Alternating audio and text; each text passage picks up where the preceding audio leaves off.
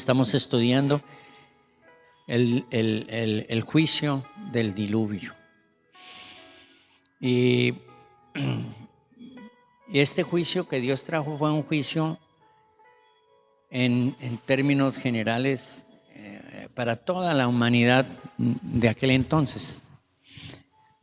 Porque hubo juicios eminentemente para el pueblo de Israel cuando Dios aparta del medio del mundo impío a la nación de Israel. Dios trae juicio sobre esa nación después de que Él ha establecido un pacto con ellos y ellos quebrantan el pacto. Y Dios trae como castigo por no respetar el pacto varios juicios. Y tengo en mente varios de esos juicios. Los juicios de Dios siempre fueron motivados, hermanos, por causa del pecado. Siempre. Y yo podría mostrarles, hermanos, en un libro que reúne esas experiencias, es el libro de Jueces, cómo Dios castigó reiteradamente a Israel y dice que lo hizo por el pecado del pueblo. Ya hemos entendido que Dios castigó a esta civilización antidiluviana. Dios les castigó por el pecado que había en ellos, por la violencia, por la corrupción, por la maldad. Y Dios dijo, yo voy a raer a todo ser viviente sobre la tierra, porque la mejor manera de terminar con la maldad y la corrupción era acabar con todo. Y eso fue lo que Dios hizo, hermanos amados, con el diluvio. Pero mire, en el libro de Jueces, en el capítulo 6, el versículo 1, que Dios trajo un juicio sobre la nación de Israel cuando esta es el pueblo que Él ha llamado, y Dios tiene un trato a través de la ley con ellos, del pacto del monte Sinaí con ellos. Dice, versículo 1 del capítulo 6, dice, los hijos de Israel hicieron lo malo ante los ojos de Jehová. Y hacer lo malo es aquí quebrantar todos los mandamientos de la ley, o algunos mandamientos de la ley, algunos de los 10 mandamientos. Dice, y Jehová los entregó en manos de Madián por 7 años. Es decir, Madián vino y los esclavizó. Dice, y la mano de Madián prevaleció, es decir, se levantó contra Israel y venció a Israel. Dice, y los hijos de Israel por causa de los madianitas se hicieron cuevas en los montes y cavernas y lugares fortificados. Entonces aquí vemos, hermanos, que por causa del pecado del pueblo de Israel, Dios suscitó un pueblo vecino que vino y los derrotó. Y se llenaron de temor, y aquí dice que se escondían en las cuevas, en las cavernas. Dice versículo 3, dice, y sucedía que cuando Israel había sembrado, subían los madianitas y amalecitas y los hijos del oriente contra ellos, y subían y los atacaban. Y Dios permitió eso porque el pueblo estaba lejos de Dios, andando en su pecado. Dice, y acamparon contra ellos, y acampando contra ellos destruían los frutos de la tierra hasta llegar a Gaza, y no dejaban de comer en Israel ni ovejas, ni bueyes, ni asnos, porque subían ellos y sus ganados y venían con sus tiendas en gran multitud como langostas. Ellos y sus camellos eran innumerables, así venían a la tierra para devastarla. De este modo empobrecía Israel, el pueblo de Dios, en gran manera. Así cayó en una pobreza como ha caído Venezuela, ¿no? Y Venezuela ha caído en esa pobreza por causa del pecado. Dice, de modo que empobrecía Israel en gran manera por causa de Madián, y los hijos de Israel clamaron a Jehová. Y este juicio de Dios hizo que el pueblo volviera los ojos a Dios. Y eso era lo maravilloso en el pueblo de Israel, que después de que ellos se alejaban de Dios y Dios los disciplinaba, entonces ellos volvían el rostro al Señor, y Dios los perdonaba y volvía y los levantaba. Más adelante en el capítulo 10, también del libro de Jueces, encontramos que la constante se repite. Dice, después de, versículo 6, dice, pero los hijos de Israel volvieron a hacer lo malo ante los ojos de Jehová y sirvieron a los Baales, es decir, a dioses ajenos, a imágenes, a una diosa que se llamaba Asterot sirvieron, y a los dioses de Siria y a los dioses de Sidón, es decir, trajeron esas imágenes y las adoraron en el pueblo de Israel. Y a los dioses de Moab, dígame, hermanos, a los dioses de Sidón, de Siria, a Astarot, a Baal, a los dioses de Moab. Dice, y a los dioses de los filisteos como si fuera poco. Y dejaron a Jehová y no le sirvieron. Y fíjese que, ¿por qué dejaron a Jehová? Porque siguieron esos dioses, porque se pervirtieron en la idolatría. Porque quiero decirle, hermano y amigo, que uno de los grandes pecados de las naciones es la idolatría, es el pecado de idolatría. Eso que parece religioso, eso que parece acto de devoción, eso es corrupción religiosa. Eso el Señor lo condena en su palabra y aquí lo está condenando y hay que decirlo porque así es. Y si los países que son más idólatras son los países donde hay más pobreza, más miseria. En el capítulo 13 del libro mismo de Jueces, ellos volvieron a hacer lo mismo, volvieron a pecar contra el Señor. Dice versículo 1, dice, y los hijos de Israel volvieron a hacer lo malo ante los ojos de Dios. Cada vez que hacían lo malo, Dios los castigaba, ellos se arrepentían y luego se olvidaban otra vez de Dios y la historia se repetía. Lo que quiero mostrarles con esto es que cada juicio de Dios fue motivado por el pecado de ellos. Eso es lo que quiero, ese es el punto que quiero resaltar, hermanos. Y quiero que entendamos que el diluvio universal fue motivado por el pecado y la perversión de estas gentes que vivieron en ese tiempo. Pero miren, hermanos, volviendo a Génesis, al capítulo número 7, el juicio de Dios que vino sobre esta población, sobre toda esta gente, Dios advirtió a ellos de ese juicio. Hubo por lo menos 4 predicadores importantes antes de que este juicio viniera. Porque también es norma en Dios que antes de mandar un juicio, Dios avisa que va a mandar el juicio. Y Dios usa mensajeros y usa predicadores para decirle a la gente y al mundo que Él va a traer un juicio. Dios usó a Enoc, al hijo de Enoc que se llamó Matusalén, al hijo de Matusalén que se llamó Lamec y al hijo de Lamec que se llamó Noé. Dios los usó, esos 4 predicadores, para anunciarle a esta civilización que iba a venir un juicio terrible y que todos iban a morir. Y ellos predicaron sin duda.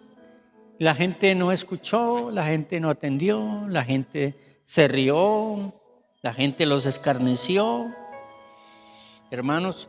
Y cuando Noé recibe el mandato de construir el arca, porque esa arca era un testimonio, era un testimonio, era una predicación. La misma arca. No era un predicador, pero el arca también era una predicación. Porque cuando Noé empieza a construir el arca, la gente empieza a preguntarse por qué está haciendo esa construcción tan grande. Era un barco inmenso como el Titanic, tan grande. Para ese tiempo era una cosa ostentosa, una cosa extraña. Es más, además estaba haciendo un barco donde no había agua. Y estaba diciendo que iba a venir un juicio de una lluvia cuando nunca había llovido. La Biblia dice que en ese entonces Dios permitía que vapor saliera a la tierra y que alimentar a las plantas. Pero a partir del diluvio Dios empezó a traer la lluvia sobre la tierra. Eso enseña la Biblia. Y claro, pues nunca había llovido y Noé estaba diciendo que iba a llover y que todos iban a morir en ese diluvio. Y la gente se reía. Y Noé duró muchos años, muchos, 120 años predicando eso. Y suponga usted que un niño vino y le preguntó a Noé, ¿y qué es esa casa tan grande que usted está haciendo? Entonces Noé le dice, no, eso no es una casa, es un barco. Un barco, pero si aquí no hay agua, pero va a haber agua, le dice Noé. Y el niño dice, ¿pero cómo? Entonces Noé le dice, es que Dios va a traer un juicio y va a llover del cielo a cántaros, a chorros, y todo se va a inundar. Y entonces el arca va a flotar y la gente va a morir, porque ese es un juicio de Dios que va a traer sobre la tierra. Y solamente los que estén arrepentidos y entren al arca, solamente ellos van a escapar del juicio del diluvio. Entonces el niño, con su corazón de niño, se asustó y corrió a su papá y le dice, papá, el señor Noé, que está construyendo ese barco, esa casa grandota, me contó esta historia. Y se la contó y se la repitió al papá. Y el papá le dice, mijito, eso es puro mito, eso es puro cuento. Porque cuando yo era niño, yo también fui y le pregunté lo mismo y él me dijo lo mismo. Entonces yo corrí a mi papá y le dije, papá, mire, el que está construyendo ese barco, me dijo. Y yo también corrí a mi papá y le dije, no, eso es puro cuento, eso es puro mito. Mijito, no le ponga cuidado a eso. Y así era esta generación. Pero si bien es cierto, hermanos amados, que Dios anuncia y determina traer un juicio, porque Él dice, yo raeré de la faz de la tierra los habitantes de la tierra porque se han corrompido. En primer lugar, y esa es la enseñanza de hoy, Dios prepara un medio de salvación. En el versículo número 14 dice, hazte un arca de madera de Ofer, harás aposentos en el arca y la calafatearás con brea por dentro y por fuera. Y de esta manera la hará de 300 cojos de longitud, o sea, como 150 metros. Era grandísima, más grande que una cuadra, pues, como cuadra y media, en otras palabras. Así que era grandísima. Dice, de 50 codos de anchura y de 30 codos de altura. Una ventana harás en el arca y la acabarás a un codo de elevación por la parte de arriba. Y pondrás la puerta del arca a su lado. Y harás piso primero y piso segundo y tercero. Y he aquí yo traigo un diluvio de agua sobre la tierra para destruir toda carne en que haya espíritu de vida debajo del cielo. Todo lo que hay en la tierra morirá. Esa es la determinación de Dios. Mas estableceré mi pacto contigo. Es decir, empezaré contigo una nueva comunidad, una nueva civilización. Estableceré mi pacto contigo y entrarás en el arca tú, tu hijo y tu mujer y las mujeres de tus hijos contigo. Y de todo lo que vive y pues de todos los animales, uno por pareja, de animales limpios, en fin, así lo hará.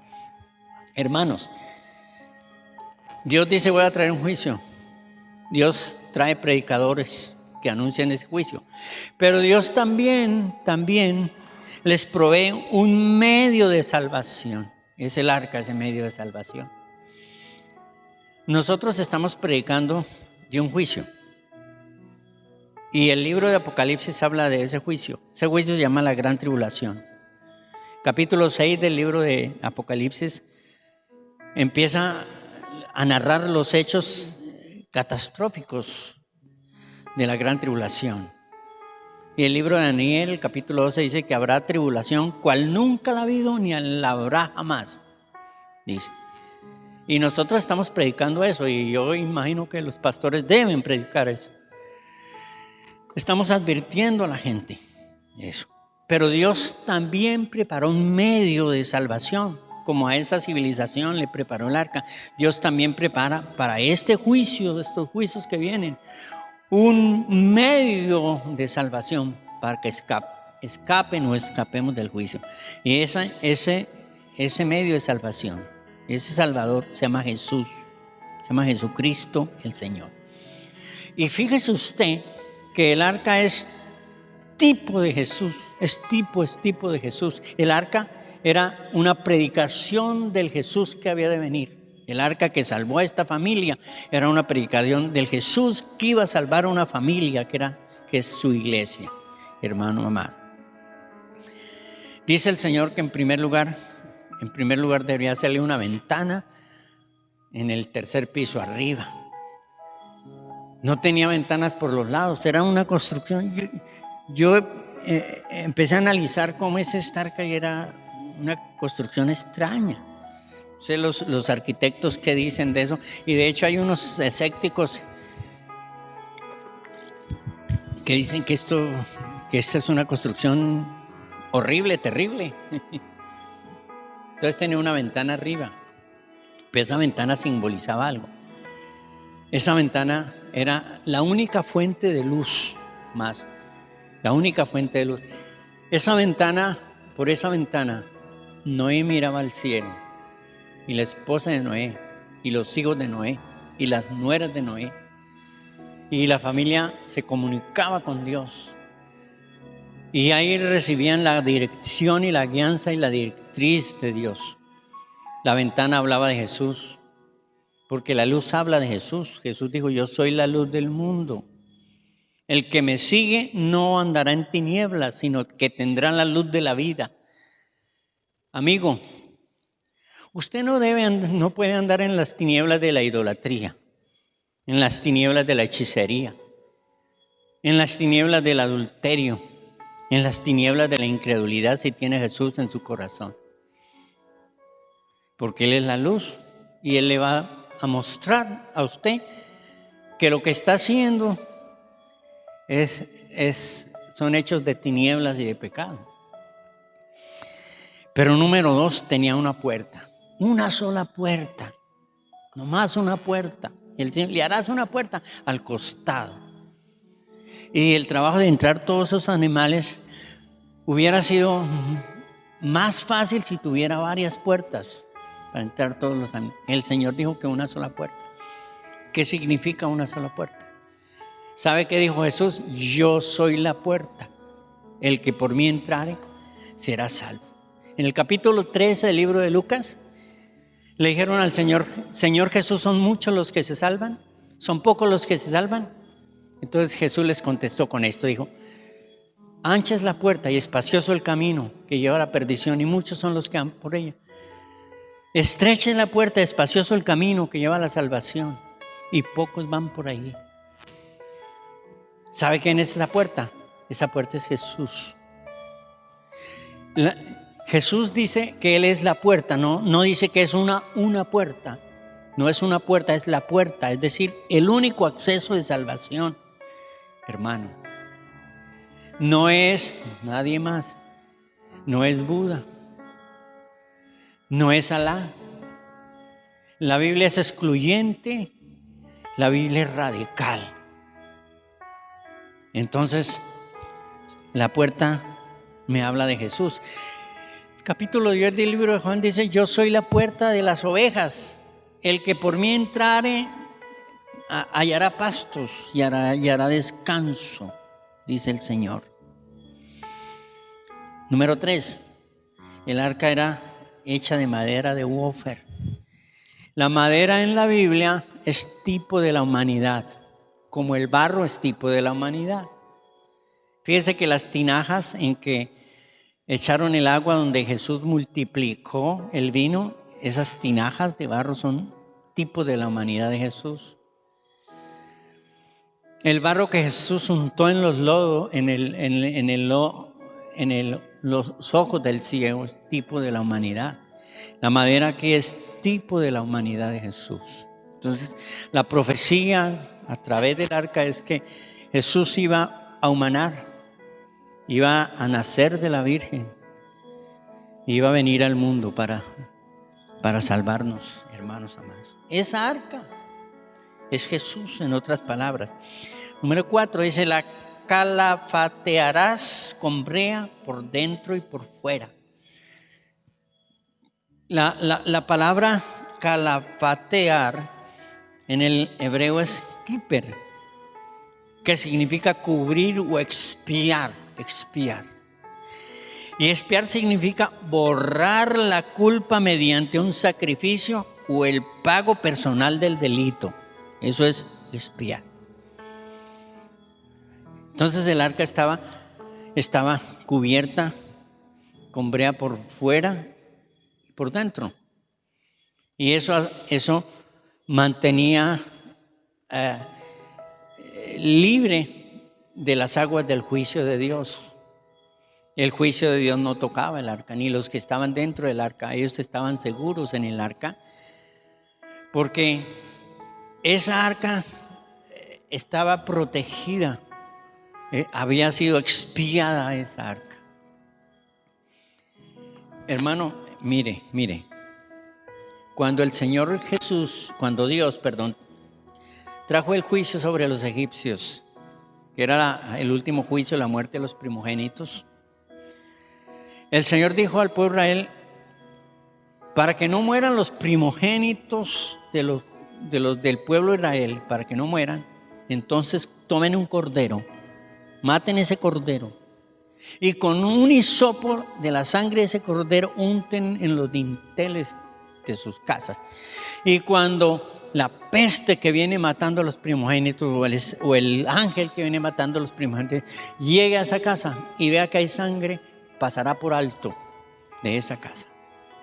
Y eso significa también expiar, pasar por alto. Esa casa estaba cubierta con la sangre, porque ya había muerto un corderito por el primogénito de esa casa. Ya había muerto. Entonces no iba a morir el primogénito, porque había sido expiado. Su pecado había sido, en otras palabras, simbólicamente borrado. Y eso es lo que hace Jesús. Fíjese lo importante de recibir a Jesús y la doctrina de Jesús, y de convertirse a Cristo y de seguirlo a Él.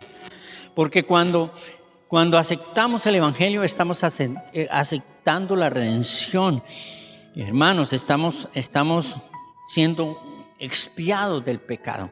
Nuestro pecado, al recibir a Jesucristo, es borrado, y la culpa del pecado es quitada.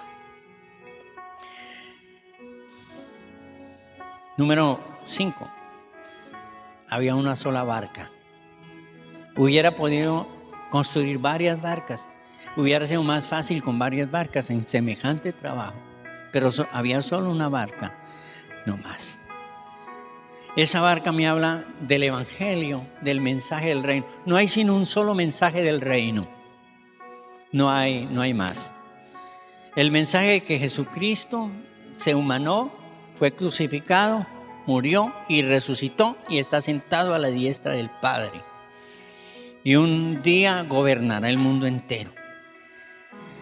El mensaje de salvación, por ejemplo, está expresamente, o el de Jesús, de la obra expiatoria de Jesús, en el capítulo 3 del libro de 1 Timoteo.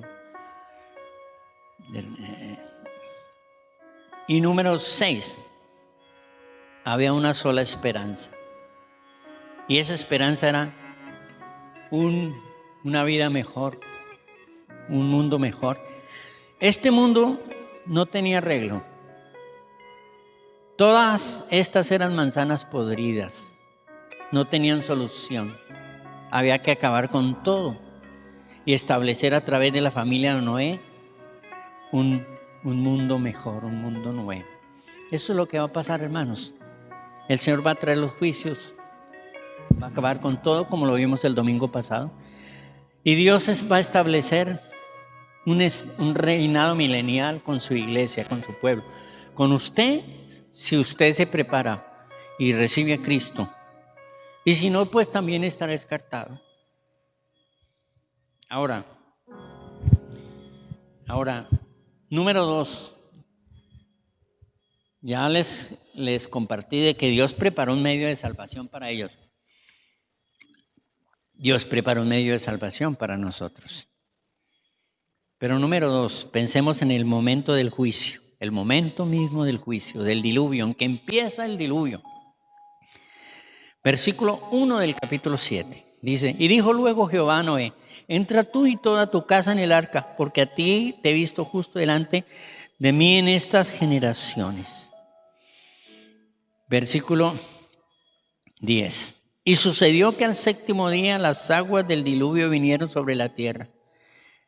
Y en el año 600 de la vida de Noé, en el segundo mes, a los 18 días del mes, aquel día fueron rotos todas las fuentes grandes del grande abismo y las cataratas de los cielos fueron abiertas y hubo lluvia sobre la tierra 40 días y 40 noches. En este mismo día entró Noé, Sem, Cam y Jafet, la mujer de Noé y los 3 hijos de sus hijos, las 3 mujeres de sus hijos en el arca y los animales desde luego.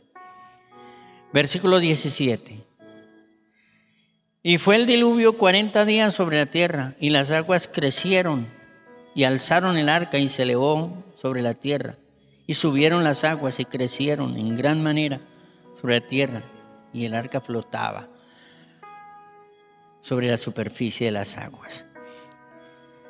Cuando empieza el diluvio, Dios le dice a Noé, entra en el arca. Cuando va a empezar, le dice Dios, entra en el arca de salvación. Dios está dentro del arca. Dios invita a Noé. No le dice vaya, sino entra. Es decir, ven al arca, entra al arca. ¿Entra con quién? Con toda tu familia. En el libro de Hebreos, el capítulo 11, versículo 7, dice que Noé, siendo advertido por Dios, con temor construyó el arca en el que se salvó toda su familia y por esa fe condenó al mundo. Dice,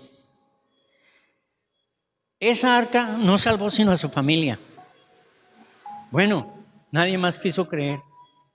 Solo la familia de Noé, la esposa era piadosa, los hijos eran piadosos, las nueras de ellos eran piadosas y solo ellos fueron salvos. Dice el versículo 1, entra tú en el arca porque a ti te he visto justo delante de esta generación. Una sola familia, no más, en una población que se cree ya era más o menos 2 millones. Solo una sola familia, hermano. Amigo y hermano, mire, una de las cosas por las que nosotros debemos propender es porque nuestra familia sea salva. Por lo menos nuestra familia sea salva. Por los que tenemos que orar y trabajar. Es maravilloso que otras personas sean salvas y conozcan del Señor. Uno podría pensar que Noé fue un predicador fracasado, que no salvó a nadie más, que la predicación no la recibió la gente. Hermanos, a veces nosotros nos encontramos predicando como Noé. Nadie escucha, nadie atiende. Todos están en su cuento, todos están en sus cosas, todos están en sus rumbas, todos están en su cuento. Y nosotros parece que predicamos al aire, a las plantas, porque la gente no escucha. Y si la gente no escucha, por lo menos que nuestra familia se salve, por lo menos. Y sabemos que tenemos la obligación de predicar, la necesidad de predicar, y tendremos que hacerlo. Y si la gente se convierte, gloria a Dios, y si no se convierte, lo seguiremos haciendo hasta que muramos.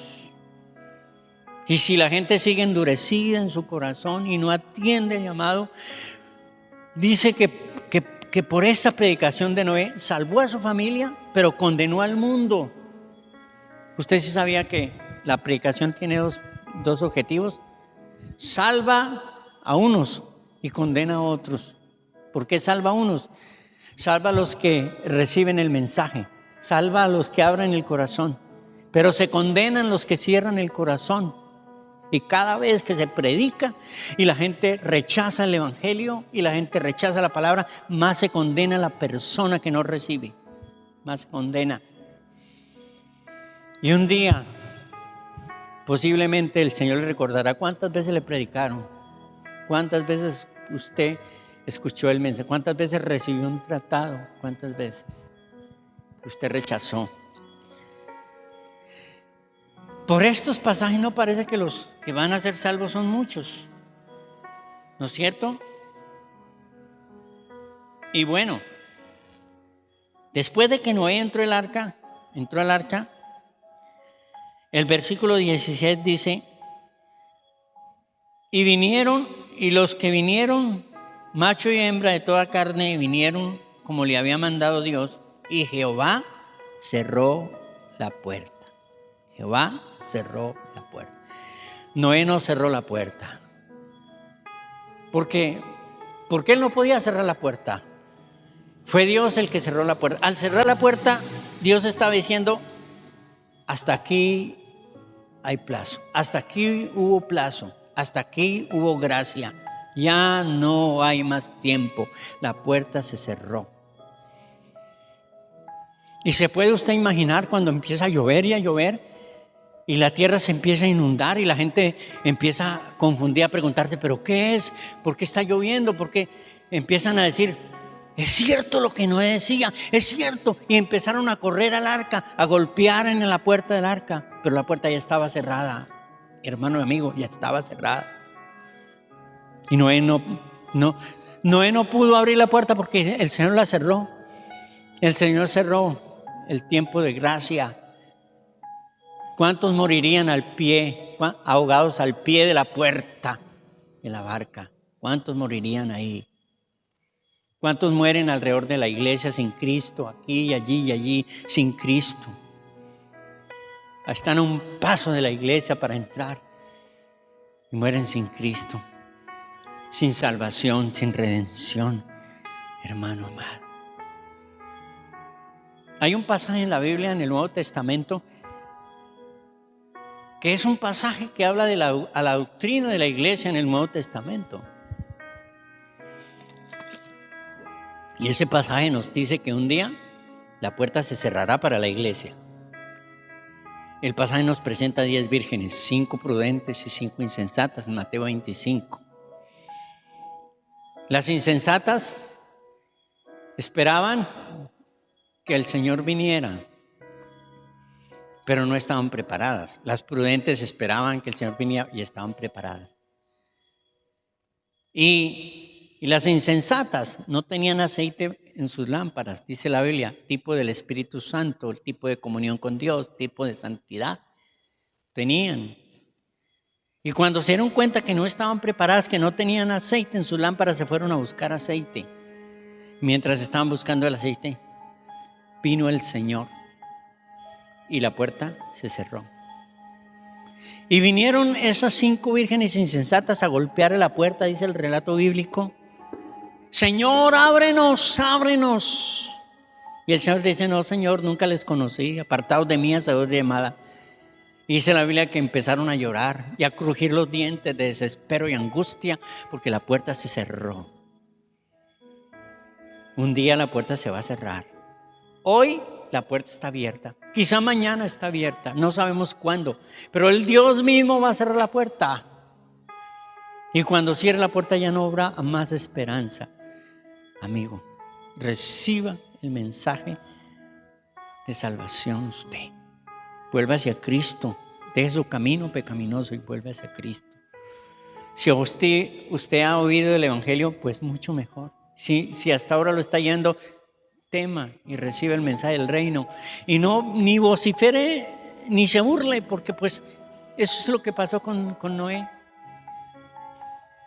Y la Biblia dice que antes de la venida de los juicios de Apocalipsis vendrán burladores diciendo: ¿qué es eso que predican los evangélicos? ¿Qué es eso? Se dice 1 Pedro capítulo 3, que esos burladores, haciendo mofa y burla de lo que nosotros predicamos, de lo que este libro santo enseña, que lo que predicamos es lo que este libro enseña, no lo que nosotros creemos, ni pensamos, ni inventamos, sino lo que la Biblia dice. Que el Señor bendiga su palabra.